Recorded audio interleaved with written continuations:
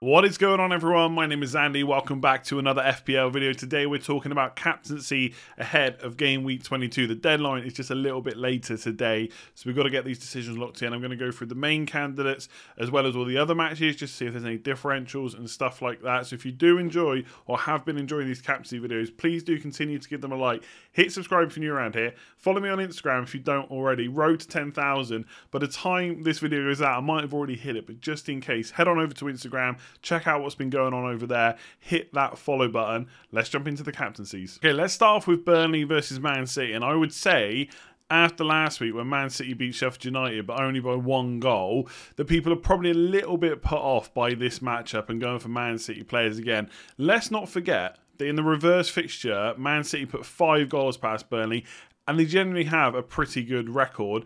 But of course, on the flip side, Burnley are one of those teams that when they want to can defend well, defend deep, defend organised.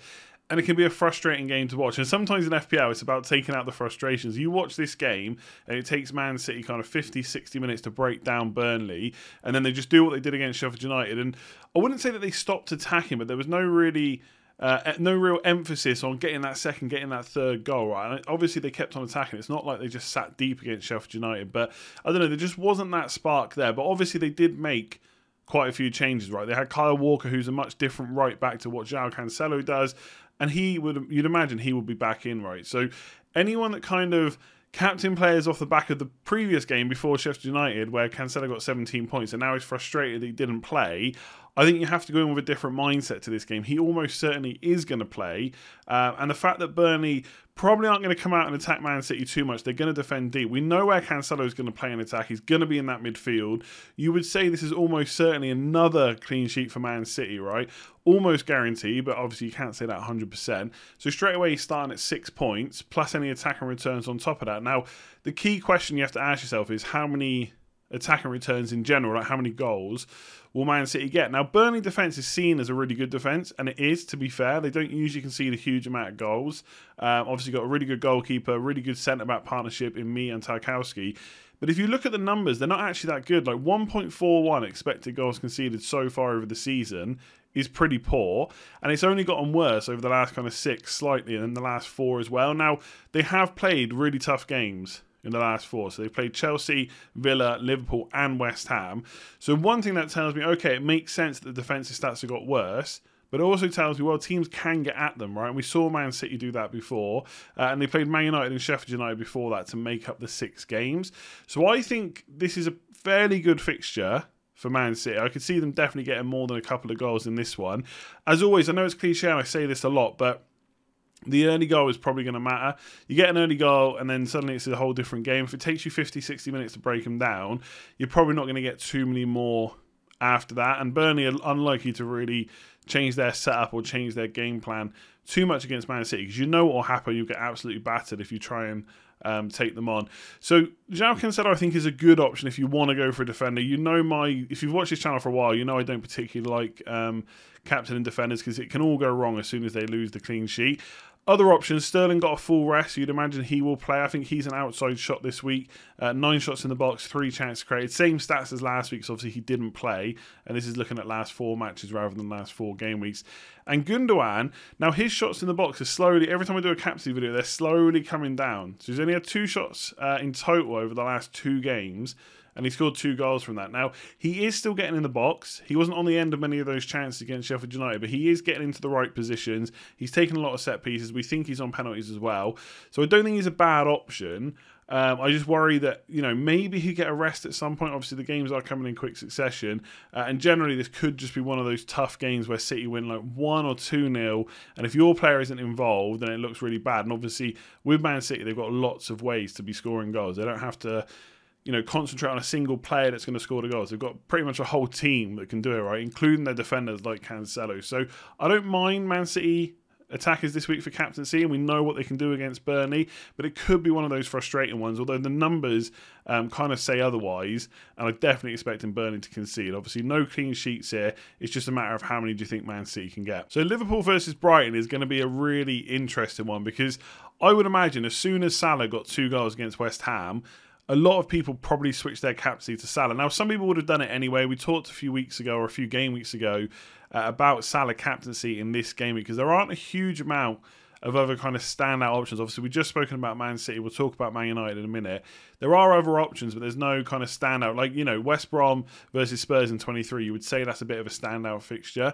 Not so much this week. And the thing about Brighton is, again, broken record. I've been saying all season, or for a lot of the season, their defensive numbers are quite good.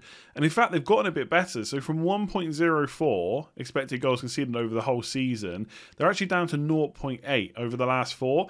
Now, you might say, well, they've probably had easy fixtures, but they haven't. They've played Spurs, who they played really well against, Fulham, Leeds, and Man City. Leeds are a team that at times can score a lot of goals. We saw that against Leicester, 3 goals. Man City, we know how good they are. They kept them down to just a single goal as well. They do make things difficult for teams. Now, one thing I would say is do not read too much into the Spurs game, right? One, Brighton are a good defence, so you can read that into it. But in terms of not being broken down for virtually the whole game, some of that is on Brighton, but some of that is also on Spurs. And without Kane, they just didn't look as good. And we won't get too much into the conversation about Spurs here in general, but they didn't look great at all. They didn't really cause them any problems. Liverpool were a different kettle of fish altogether, right? They played against West Ham, who also had a good defence, good defensive numbers, and Liverpool still managed to break them down 3 times. And the good thing for Liverpool, in particular for this matchup, is Brighton are going to want to play a bit more. West Ham defended very deep, and they didn't really, until they started going down kind of 1-2-0, start to attack and try and kind of get one past Liverpool, right? It only happened from a set piece in the end. So I think overall this is a better fixture. The reverse tie when Brighton were at home, was really interesting, right? The way Potter set up was kind of a bit... I don't know what the word for it is, but they basically went for it, right? And it was a bit risky, I would say. That's probably the right word. Where they left a lot of attackers up front, which kind of leaves you stuck at the back. But once you get the ball back, you've got a good opportunity to counter-attack. And Brighton should have scored more in that game against Liverpool. Connolly, in particular, had a great game. And I wonder if he'll start again, because he'll stretch that defence. Jordan Henderson isn't slow, but he's not the quickest player in the world. And when you've got someone like Nat Phillips potentially next to him, he's a bit slow as well. He's great from in the air. But in terms of trying to take on someone like Connolly, it's going to be difficult. So I wonder if Brighton will try the same tactic. But what did happen in that game is at times they did leave themselves open. And Salah in particular should have had more points in that game. Very, very close. He scored a goal, very, very close offside. There was a great chance early on as well, just not quite the right ball from Jota. I remember it well because I captained Salah in this game, I think, and he came away with just an assist. So although the defensive numbers are good, I think this is one of those games where you say, well, Brighton are a good defence, but Liverpool are a very good attack, and you can look to back them. The one worry is, will Salah get a rest? I think he's played 3 90 minutes in a row, and they've got Man City next game like 4 days later. Potentially, he could have his minutes managed or just get a rest, right, and not start. That is a concern, especially when Mane didn't play the last game because he was injured, and Firmino got a rest as well. I think one of the key things here is to listen to Klopp's press conference. If Mane's not available, it would be very unlikely, in my opinion, they would also leave Salah out. Like, if Mane's not available and you leave Salah out, what kind of attack do they have, really? Firmino, Origi, Shaqiri, it ain't as dangerous as having Mo Salah on the pitch. So a lot comes down to whether Mane's fit. Even if he is back, how fit is he and ready to go? They might just play Salah anyway, but it is something to think about. Outside shot of Firmino, captain as well, if you've got him, but ultimately, I quite like Salah for this one. And it's not just the 2 goals against West Ham, though he did take them really well. I just think that Brighton is a game where they will get space in behind, and Brighton are not going to sit and defend deep. Liverpool will have to take their chances. I don't think they're going to get a huge amount, but they will get chances, and Salah is the kind of guy to finish them off. So Mane, if he's fit, Salah, I think it's a good fixture in a week where there's not too many standouts. The numbers are good.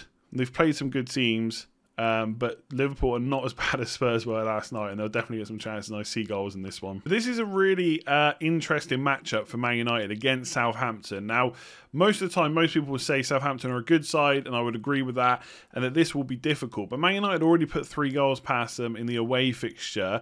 Southampton, by the way, also scored a couple. I think they were both set pieces, which nothing to be, you shouldn't say, well, they just don't count, because obviously they do. And Man United do have a bit of a problem from set pieces. But from open play, Southampton didn't really trouble Man United a whole lot from what I can remember, although I'll hold my hands up and say I can't remember the whole game. So if I'm wrong, please let me know in the comments below. Either way, Man United put 3 past them, and Southampton's defence isn't bad. 1.2 expected goals conceded is not that bad over the course of the season, but it's not a great defence either. Plus, they are getting a bit worse from the looks of it. 1.4 over the last 6 and 1.63 over the last 4. Now, I looked at who they played: Villa, Arsenal, Leicester, Liverpool. So they have had difficult games, but that's kind of a good thing, right? That the numbers got worse, because if a defence is good and it stays good when they play the big teams, that means it's a difficult fixture, right? If it's pretty good, but they get worse when they play a good team, then you think, well, Man United should have a good chance as well. My only worry is, Man United, there's just something about them in recent game weeks where I just think they've gotten wins. Obviously, they only drew against Arsenal, but have gotten wins before that. It's almost like they're grinding victories. You know, Pogba outside of the box finish against Fulham, against Burnley. It's just, I don't know, the passing just isn't right. They're not fluid. Rashford, 2 shots in the box and 0 chances created over his last 4 matches. Extremely poor. He hasn't looked good at all. Martial also hasn't looked good.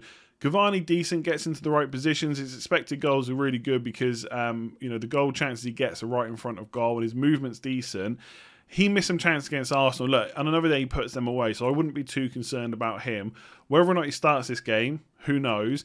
And Bruno Fernandes, honestly, because I'm tracking last 4 matches, every time Bruno Fernandes plays, he's taken less and less and less shots in the box. And I don't think he scored a goal from open play now for 8 matches. That's not to say he won't. And I do think Southampton defence is a decent team to play against. They do have Romero back now, which is going to help. It didn't help against Aston Villa. Obviously, Aston Villa did score, but only 1 goal. And I thought Southampton played really well, by the way. Deserved to come away with something from that game. Romero has picked up a knock by the looks of it. I looked on the FPL site and he is flagged. Only 75%, so maybe he misses out, which would be good for Man United. I do think there's goals in this one, but Rashford and Martial have to turn up if they start. And Bruno Fernandes, just something isn't quite clicking with him. I've said plenty of times this season that his open play goal threat is not actually that high anyway. So maybe we're just seeing a bit of kind of regression, right, to where his normal stats should be. He's not a player that's just going to stop scoring, of course. And his expected goal involvement is still quite high over the last 4 matches. So I do think he's a decent captain. Arguably, if you think Brighton defence is that good, and they're going to stop Liverpool playing, then Fernandes could be a better captain option than Salah. And by the way, this week, Salah is going to be the highest captain by quite a distance, I think. Given that Fernandes' goals have dried up and Salah's just scored 2, you know what people are like. They react to goals being scored, call it form, etc. And then everyone shifts the captaincy on him. Now, I'm on Salah because I was on him anyway. But I do think if you want to go a little bit different, Fernandes could be the one. While people are starting to forget about him, thinking he's no good, he's out of form, this is the kind of fixture where he could step up. And obviously he still has penalties, so there's always a chance of double digits. So I quite like him, and I think this fixture's better than a lot of people will give it credit for on paper. Okay, so let's take a look at some of the other matches as well. I'll give you a few opinions on other captaincies. I don't think there's too many captaincies from the top 2 games. I mean, Sheffield United, West Brom always concede, so potentially McGoldrick could potentially get some goals, but yeah, I don't think we're going there. Wolves versus Arsenal. Wolves just not scoring enough at the moment. And Arsenal, you know, if Aubameyang's missing out, who knows if Saka will be back.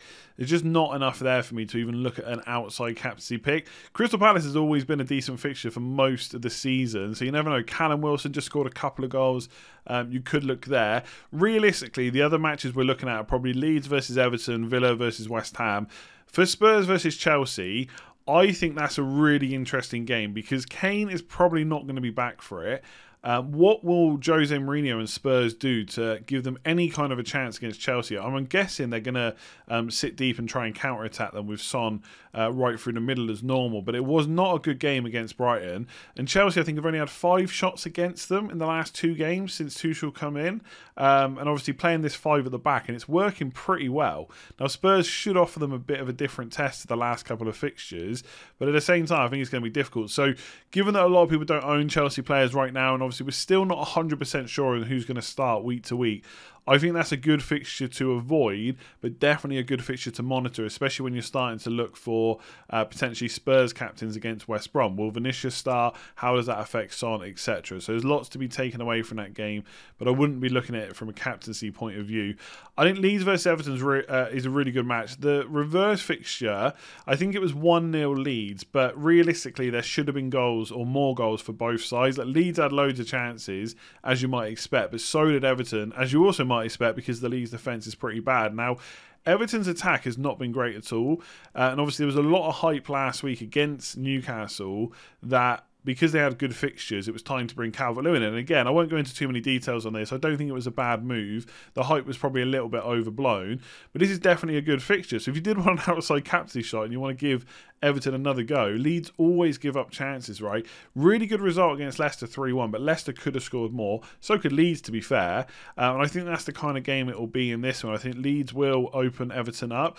A lot obviously depends on whether Bamford, Rafinha, Rodrigo are fit, of course. We don't know yet. We're going to have to wait for the press conference. It could be that Rodrigo misses out, but Rafinha and Bamford are fine.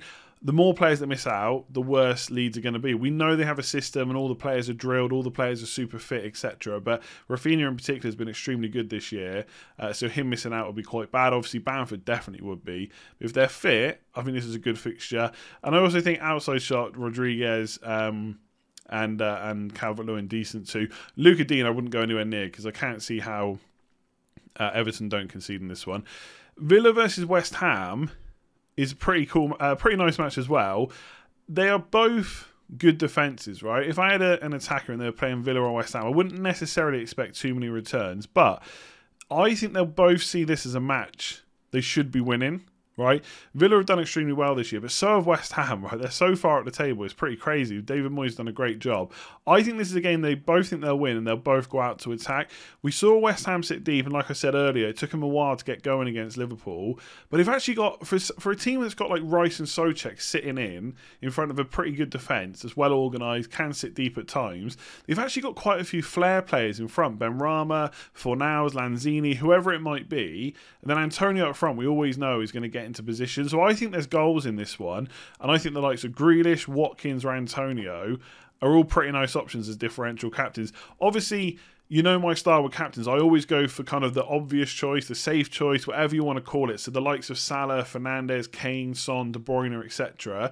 And I do think Fernandes versus Southampton and Salah, Mane versus Brighton, if they're going to start, are probably the two standouts. But in terms of a match that could have plenty of goals, I actually think Villa versus West Ham might be the one. And you know how much I love Antonio and Grealish, but Watkins is also a decent option. So let me know from these matches who you think the kind of outside of the box thinking or differential captains are, and are you thinking of going for any? So that's it for this one. Thanks very much for watching. Let me know below who you think the best captain is this week, or even more so, who are you captain? If you've enjoyed it, please do give it a like and hit subscribe if you're new around here. If you want to support the channel even further, I do have a Patreon link in the description below. There's early team reveals, kind of Slack access, WhatsApp access, all that good stuff over there. And apologies for not doing the Patreon shoutouts on the last couple of videos. I completely forgot. That's what happens when there's a stressful, quick turnaround. But everyone that signs up goes up on the Legends wall. So thank you very much to everyone that signed up, especially Rashid M and Jason D, who have signed up since the last video.